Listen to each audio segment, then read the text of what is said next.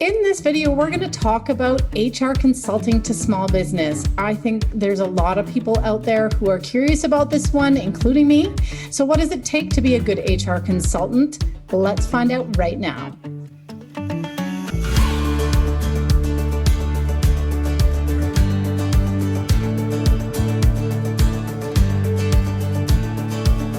Hi there, I'm Andrea Adams and the host of HR Shop Talk. This is a show where you're going to learn about all things HR.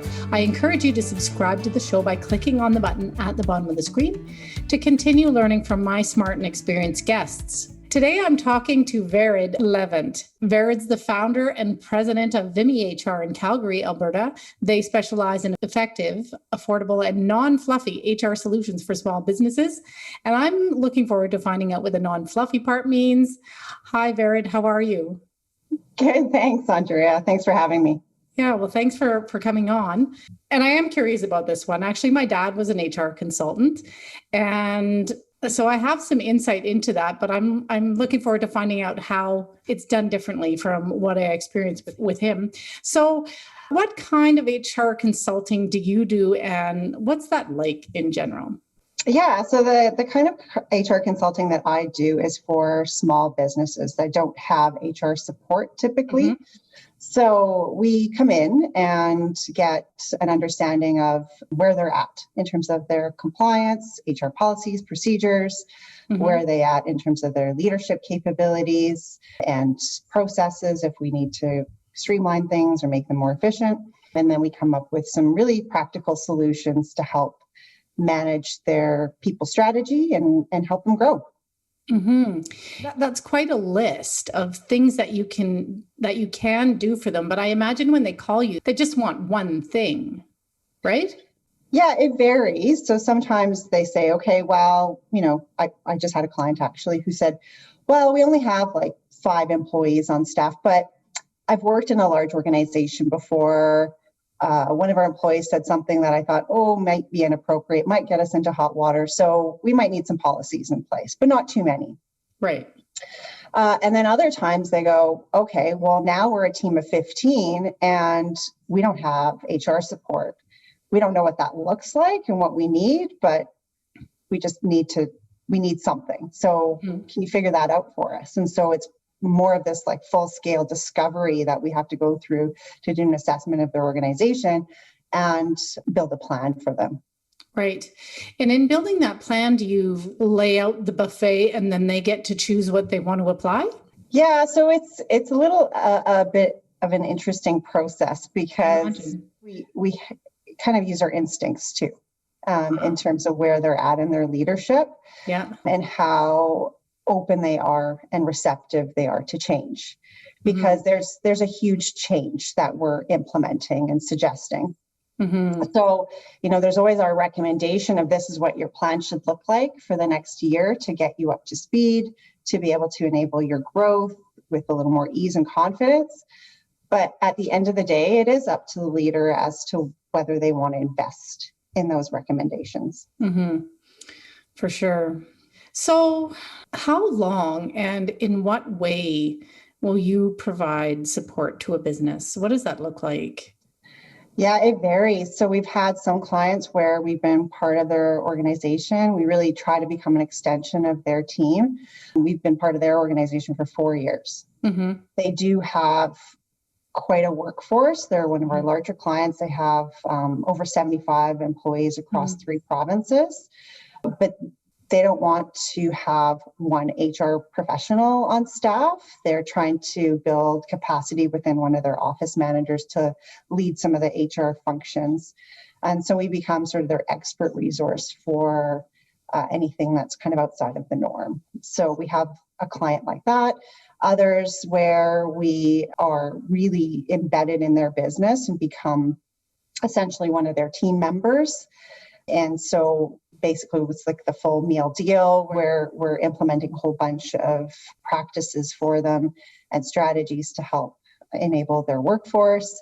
And that can carry on for maybe a year or 2 until they get to a certain point where we say, okay, well, we're essentially like full-time in your organization. It's time to actually hire an HR professional.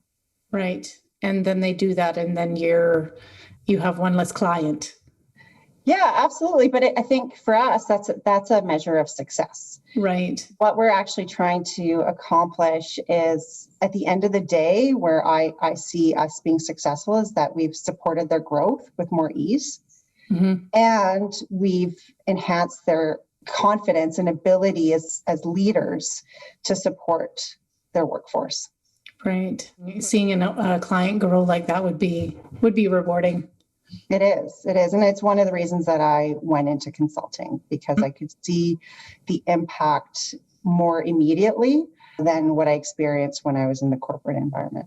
So how does the support a client thinks they need match with what you think would be more beneficial or effective in driving their business outcomes? Yeah, it's a really good question. And I find that they don't always match. And so that's a tricky situation.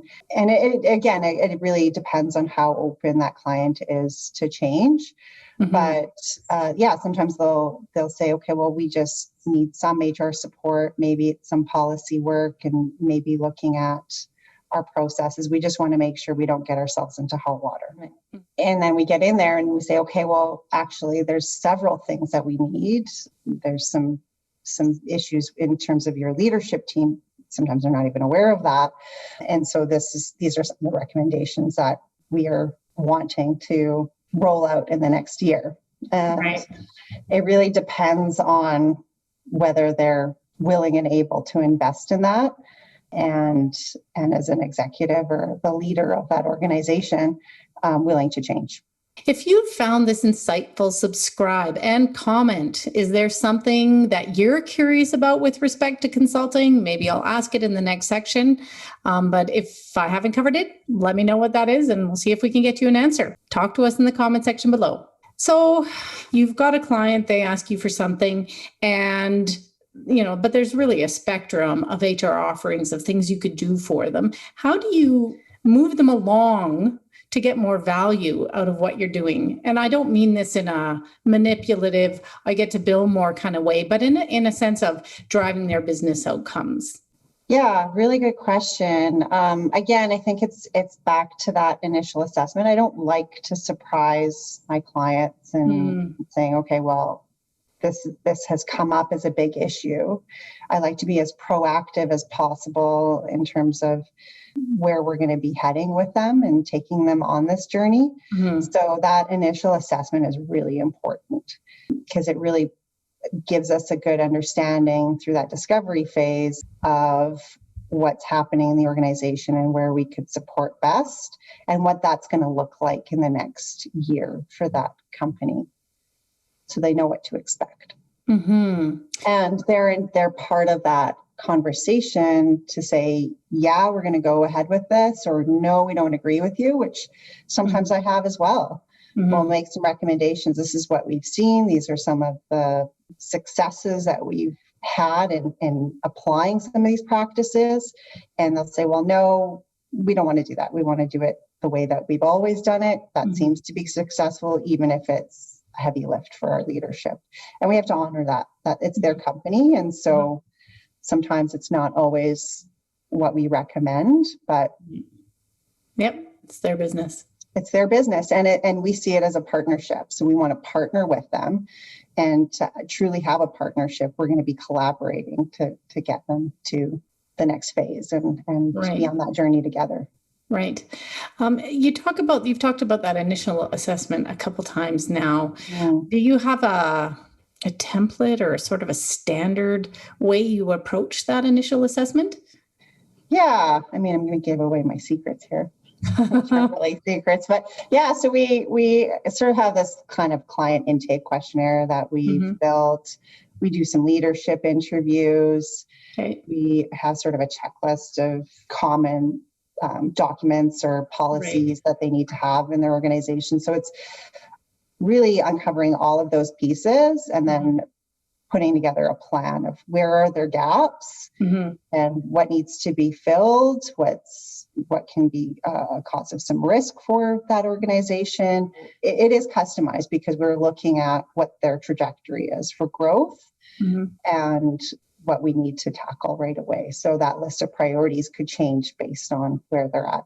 How do you measure the impact you're having on a small business? We talked a little bit about this already too, but let's dive in a bit more. Yeah, definitely. Like I see it a lot in our primary contact that we have in the company and that shift that they have in terms of their confidence Mm-hmm. level. Okay. So, initially we'll get lots of questions about, oh, well, I'm not quite sure how to have this conversation with employee X. And so we'll coach them through that conversation and what they can say, what they can't say. And some of the legal pieces of how to pay people appropriately. And then we'll see that those questions start to decrease. And that's our measure of success. Okay. Yeah, so it's really around that ease in the leadership team and their confidence level in tackling employee issues and managing their workforce. This next question is one I've seen on Google a fair bit. So what's the difference between a good consultant and a great consultant? Well, in your opinion. In my opinion, well, our consultants, there are some core values that we have. And so for us, it's really about that ability to step back and look at the problem and come up with a really practical solution. And it needs to be practical for our clients. It can't be complex or drawn out because they are small businesses. They're evolving very quickly and they need to be agile. So whatever we build needs to be maintained by the people that are in the organization. So that's really important. And that we're honest. I mean, obviously building that relationship with the organizations and with our clients is really important because for us to be truly effective, it is a partnership. Mm-hmm. We need to be an extension of that team. Mm-hmm. And there needs to be that comfort level there. So absolutely that ability to build trust and build relationships and have the patience to do that as well is really important. Final question here. How does if someone in the audience is interested in being a consultant, how do they become a consultant? Yeah, so for our team, again, at Vimy HR, I typically look at people that have been in the profession for 15 plus years, as well as been the face of HR for an organization or in a leadership role. Mm-hmm. I think that's really important because there's a lot of autonomy that's required as an HR consultant. Mm-hmm. We do work as a team, so we don't have to have all the answers. I don't have all the answers, but that ability to have a sense of confidence in your decisions and where you're taking clients is really important. All of our consultants, actually, I shouldn't say all of them, but most of them, 95% of them, have been employees in the past. And when they joined Vimy, it was their first consulting opportunity. Mm-hmm. So it's been a learning curve for them, but it's not much different than how you would approach your corporate client. There's just a variety of them. So that ability to be flexible and manage multiple clients is also important. Thanks, Vered. My dad was, as I mentioned, an HR consultant, but I still learned a lot from that. And that's the end of this episode. I did an episode on the realities of working in HR and in particular being a business partner. You can check that out here. Thanks for watching and see you next time.